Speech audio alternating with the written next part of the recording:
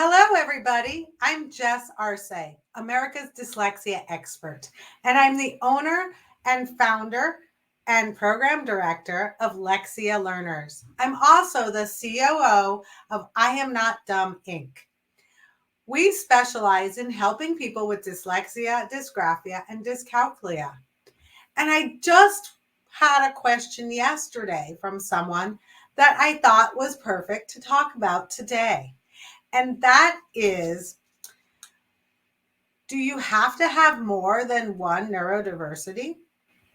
Another question I get very often is the opposite. Can you have more than one neurodiversity? So that's what I'm going to talk about today. I like to explain it as dyslexia, dysgraphia, and dyscalculia are like cousins, and cousins like to hang out together. So very often you will have more than one neurodiversity.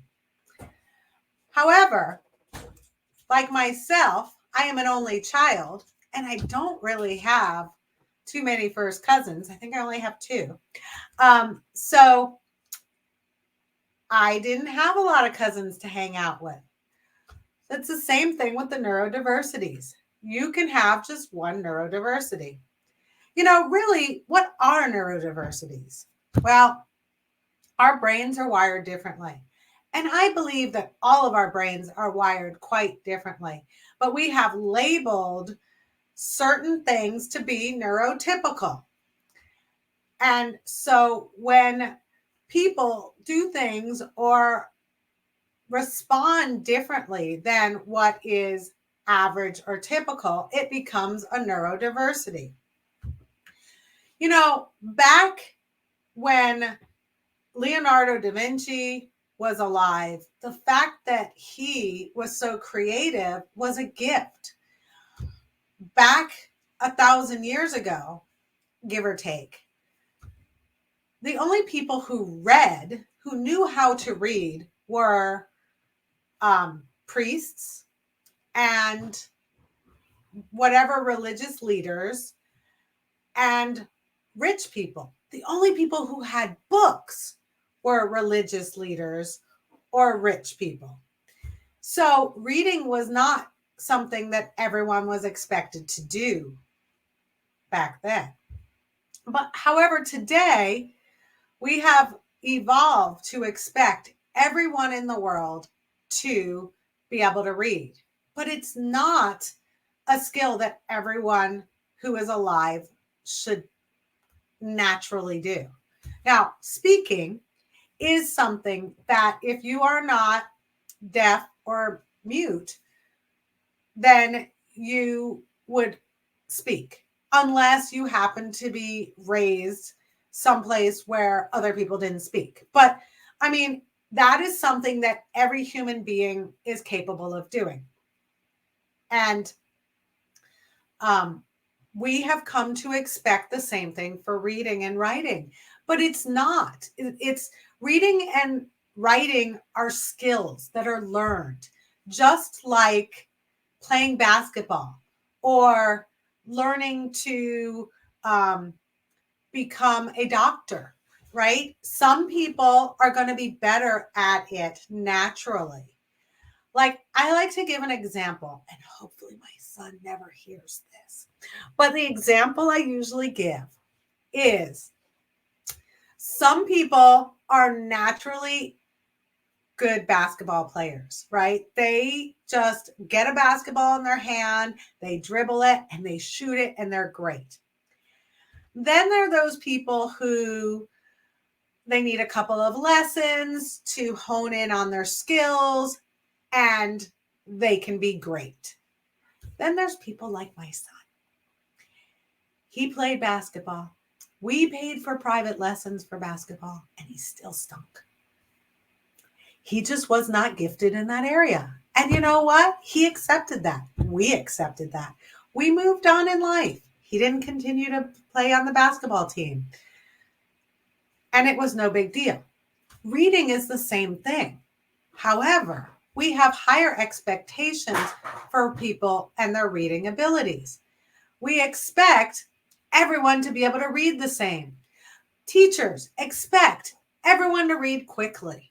It's not the case. It's just like basketball. Some people are naturally good at it.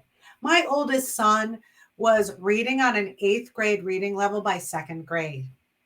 He was naturally good at it. I didn't help him. I never read as well as he did when he was in elementary school. And I was an adult. I was not as good of a reader because I wasn't as natural of a reader. Then you have people who they go to school, the teacher tells them how to read, they pick it up. Then you have people like us who are dyslexic, and we need specialized help to become better at it. And we still may not be superstars. And most likely, we will not choose careers that require us to do a lot of reading. So, the moral of this story is give yourself some grace. If you're not great at reading, if you're not great at math, if you're not great at spelling, if you're not great at other things, it's okay. And accept that you will put in some extra effort in order to improve. But again, you may not end up being Magic Johnson. And so, as I said at the beginning, some people only have one neurodiversity. Some people will have 7, 8. It just depends. My youngest son, he's got 7 neurodiversities I can remember, although I know that there's an 8th one, but he's dyslexic. He has dysgraphia. He has dyscalculia. He has auditory processing delay.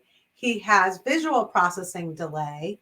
He has sensory processing disorder, which is probably one of the biggest challenges he had as a kid. And we had no clue that was even a thing until we took him to Kaiser and we had him tested. And he was also tested for autism.